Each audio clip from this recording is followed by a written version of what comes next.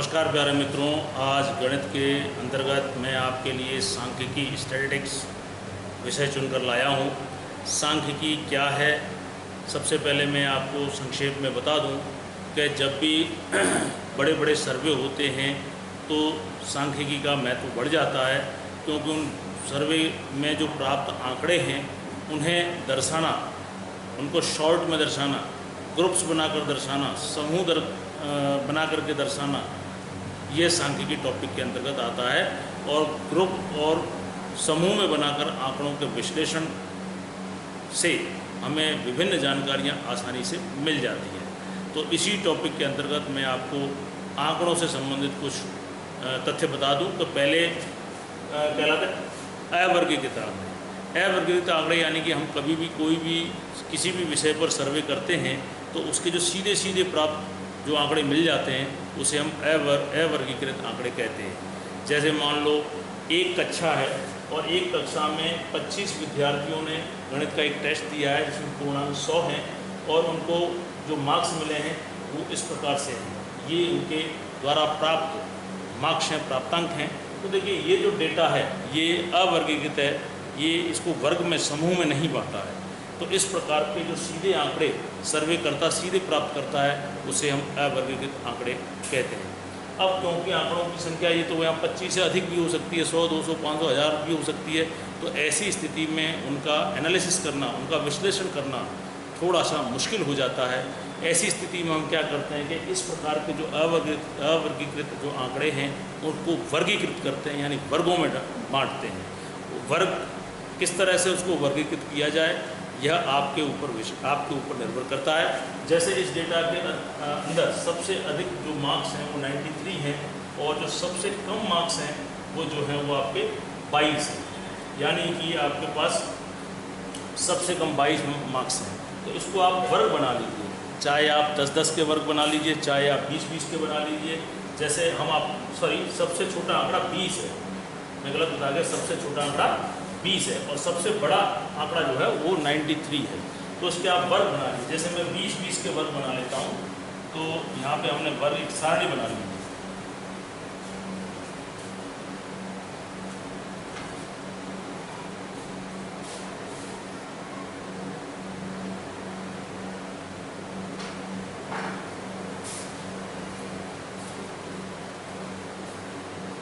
वर्ग tele marks, इसको हम हिंदी में गणन चिन्ह भी कहते हैं और बारंबारता इसे हम फ्रीक्वेंसी भी कहते हैं। वर्ग को हम ग्रुप कहते हैं। तो यहाँ हमने ग्रुप बना लिया 0 से 20, दूसरा बना लिया 20 से 40, तीसरा बना लिया 40 से 60, चौथा बना लिया 60 से 80 और एक और बना लिया 80 से 100। इस तरह से हमने इस पूरे अवर्गीकृत आंकड़ों को वर्गीकृत करने का प्रयास किया कि 0 से 20 मार्क्स प्राप्त करने वाले कितने स्टूडेंट हैं, 20 से 40 मार्क्स प्राप्त करने वाले कितने स्टूडेंट हैं। तो इसके लिए देखो पहले आप इसको टेली मार्क कर लीजिए, फिर काउंट करके उसको बारंबारता बना लीजिए। अब देखो यहाँ 20 दो जगह रिपीट हो रहा है, तो आप जब इसकी आंकड़ों को इसमें वर्गीकृत करें तो 20 को एक ही जगह लेना है। जैसे 0 से 20 हम यहाँ 20 काउंट कर लेते हैं तो 20 इधर काउंट नहीं होगा, ठीक है। ये जो वर्ग है इसमें इसको निम्न सीमा कहते हैं, इसको उच्च सीमा कहते हैं। यानी कि यहाँ पे 20 जो है निम्न सीमा है, इस वाले में 40 जो है वो उच्च सीमा है।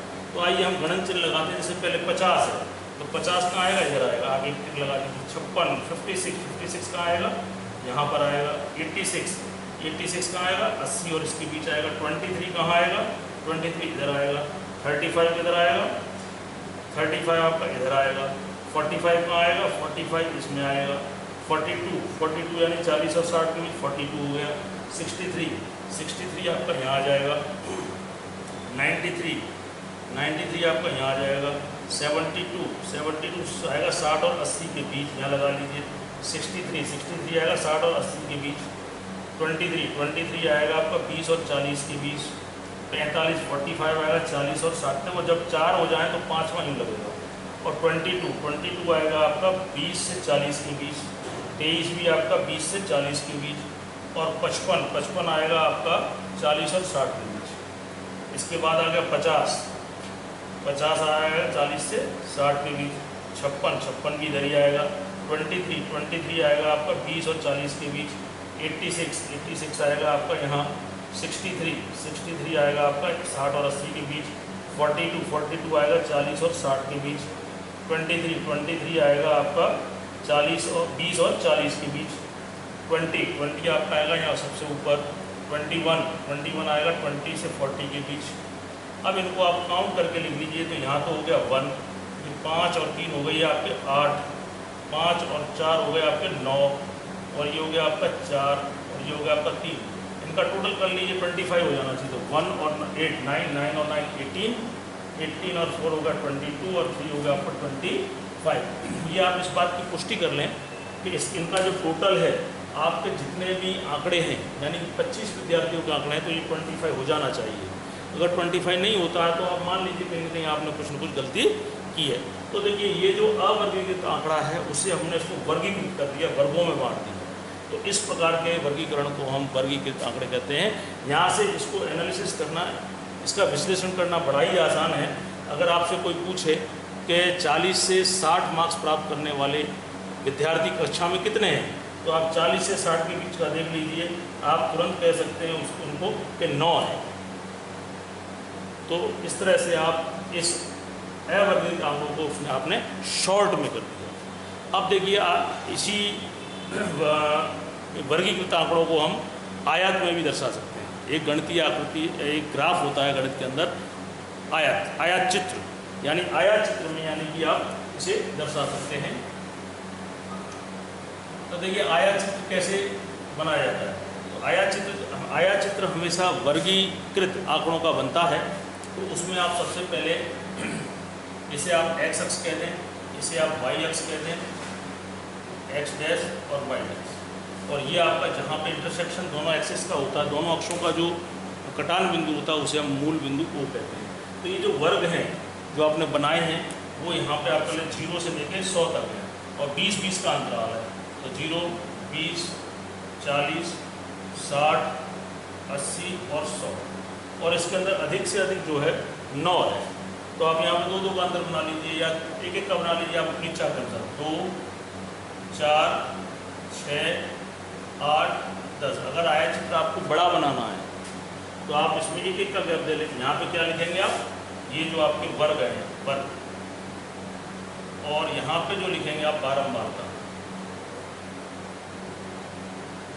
अब आप इसे ग्राफ में प्लॉट कर लीजिए। 0 से बीच के बीच 1 है, तो ये 2 है, तो ये 1 हो गया आपका। 0 से बीच के बीच 1, 20 से 40 के बीच 8 है, ये आपका 20 से 40 के बीच 8। अब 40 से 60 के बीच 9 है, ये 40 से 60 है, तो ये 10 है, तो ये 9 यहाँ पर नहीं आएगा, तो थोड़ा ये इसका हाफ ले लीजिए। तो ये जो आया आपका 40 से 60 आ गया 9। फिर है आपका 4, 60 से 80 के बीच 4 है, 60 से 80 के बीच 4 यानी कि ये, तो इससे आप इस तरह से ये 4 कर सकते हैं। 80 से 100 के बीच 3 है, ये 80 से 100 है, 3 यानी कि यहाँ आएगा। इस तरह से आप इसको, तो ये जो है आपके वर्गीकृत आंकड़ों का आयत चित्र है। इससे भी आप किसी भी चीज़ का एनालिसिस बड़ी ही आसानी से कर सकते हैं। तो प्यारे मित्रों, सांख्यिकी के अंतर्गत आपको वर्गीकृत आंकड़े, अवर्गीकृत आंकड़े और आयत चित्र की जानकारी भली भांति हो गई होगी, इसी उम्मीद के साथ नमस्कार।